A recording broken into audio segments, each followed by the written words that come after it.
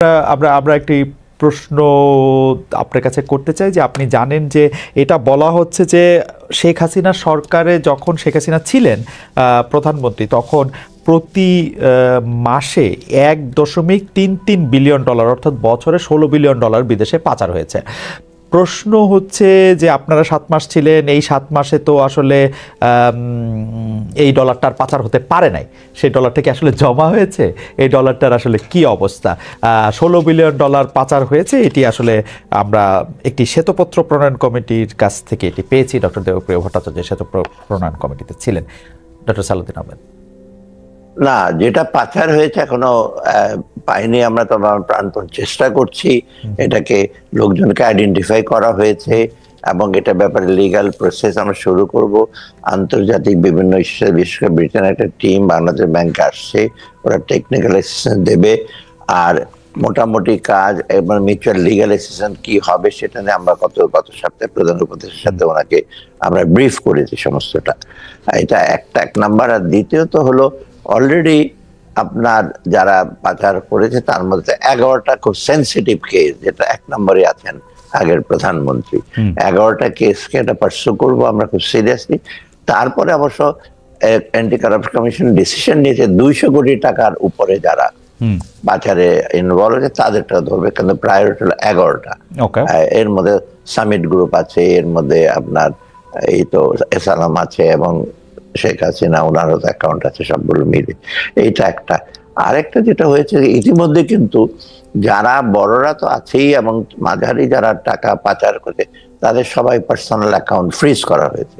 তাদের কোনো অ্যাকাউন্টে অপারেটিভ না, কিন্তু তাদের বিজনেস অ্যাকাউন্ট গুলো ফ্রিজ করা হয় নাই।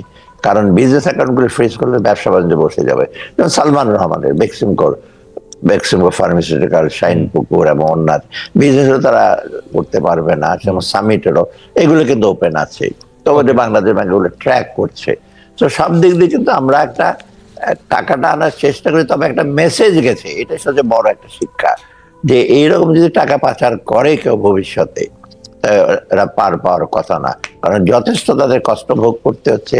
কারণ অ্যাকাউন্ট ফ্রিজ করার মতো জয়েন্ট অ্যাকাউন্ট আছে ওয়াইফের সাথে, সেগুলো বন্ধ। কারণ আমাদের কাছে বহু রিকোয়েস্ট আছে, ছেড়ে দেন আমার ওয়াইফের কষ্ট হচ্ছে। না, এটা ইন্টারেস্টিং। কিন্তু আমি আরেকটা জিনিস একটু জানতে চাই যে যদি এই 7 মাস টাকা পাচার বন্ধ থাকে, অর্থাৎ এই 7 মাসে ওই হিসাবে $9.31 বিলিয়ন বাড়তি জমে যাওয়ার কথা, এটা কি আসলে আমরা এরকম সরল অঙ্ক করতে পারবো যেহেতু পাচার হয় না?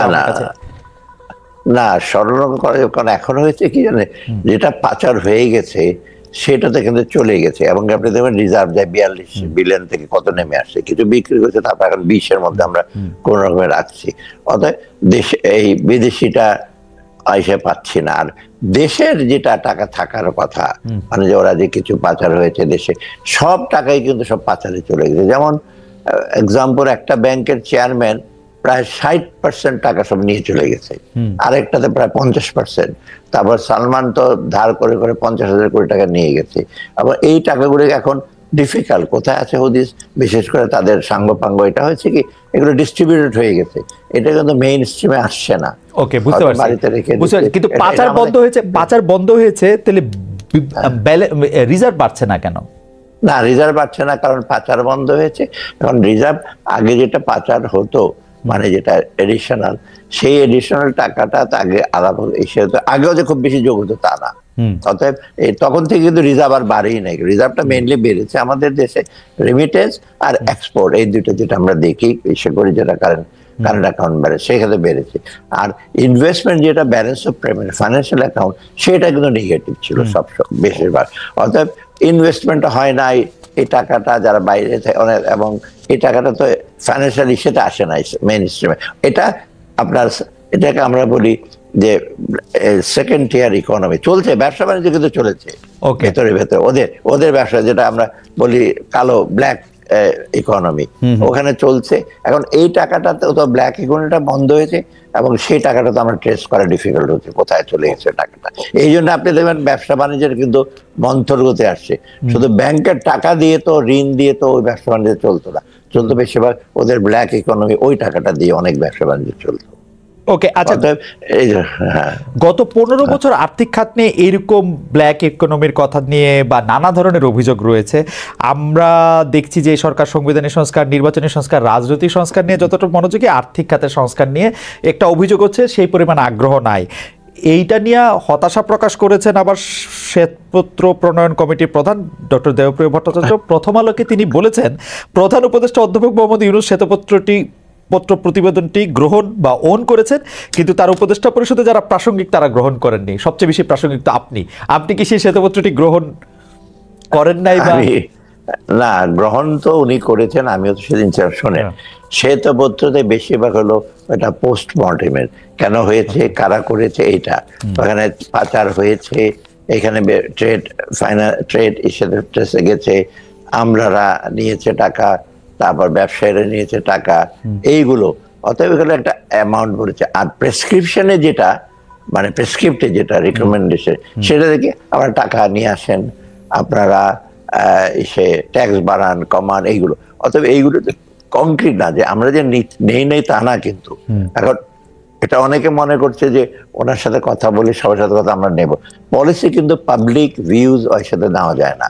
আমরা নিয়েছি কগনিজেন্সে, এবং আমি ফাইন্যান্স মিনিস্টার একটা জিনিস আমি বলি, আমি তো কম কথা বলি, ভেতরে ভেতরে কিন্তু অনেক অ্যাকশন না হচ্ছে। এটারই চিহ্নটা আপনি দেখবেন, এই রোজার মাসে এবার সবচেয়ে স্থিতিশীল। এটা কি হঠাৎ করে চলে আসছে নাকি?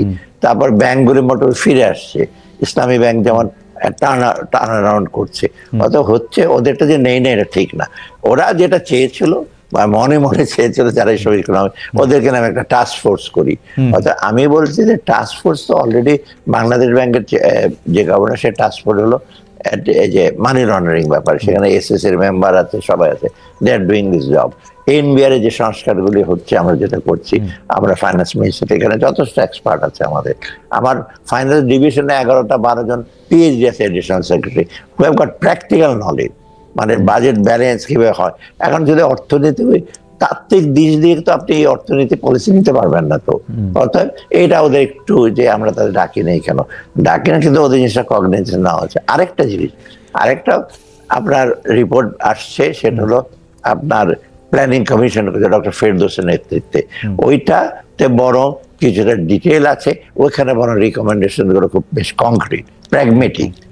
এবং এটা যেহেতু প্ল্যানিং কমিশন করেছে প্রফেসর ওয়াহিদুর মাহমুদের উদ্যোগে, ওইখানে কিন্তু কত করে। অতএব আমরা দুইটা নিয়েই কিন্তু কয়েকদিন আগে আমি একটা স্ট্র্যাটেজি ডকুমেন্ট করেছি।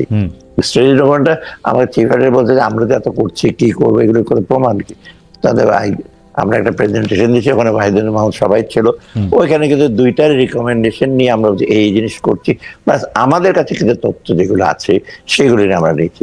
একটা জিনিস মনে রাখবে, যে কোট করেছে যে তথ্য শ্বেতপত্রে, সেগুলো কিন্তু দেখো খুব অথেন্টিকেটেড না হলে আমি তো বলতে পারবো না, আই ক্যানট ওন ইট। কিছু কিছু তথ্য আছে সেটা আমার ইচ্ছার সাথে মিলে না।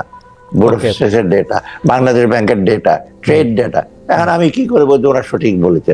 ওরা তো বিভিন্ন জায়গায় স্টাডি করেছে, বিভিন্ন কোর্টে থেকে নিয়েছে।